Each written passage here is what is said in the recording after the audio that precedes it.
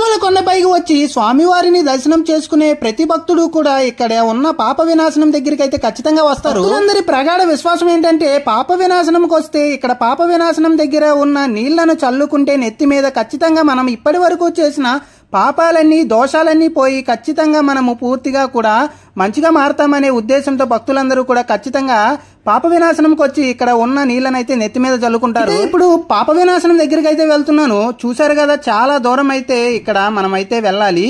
చుట్టూ కూడా చాలా రకరకాల షాపులు అయితే ఉన్నాయి. ఇక్కడ ఫారెస్ట్ అధికారులు కూడా ఒక బోర్డు అయితే పెట్టారు, జాగ్రత్తలు తీసుకోండి, అప్రమత్తంగా ఉండండి. పాప వినాశనం దగ్గర కొండలు ఎక్కువగా ఉంటాయి కాబట్టి దయచేసి ఆ మార్క్నైతే దాటకన్నని బోర్డునైతే పెట్టడం జరిగింది. ఇక్కడ చూశారు కదా, బ్యాగులు కానీ దేవుడి ఫోటోలు కానీ అన్నీ ఉన్నాయి. అలాగే ఇదే ఎంట్రన్స్ పాప వినాశనానికి వే టు ద పాప వినాశనం అని అయితే రాసి ఉంది. నేనైతే పాప వినాశనం దగ్గరికి అయితే నడుచుకుంటూ వెళ్తూ ఉన్నాను.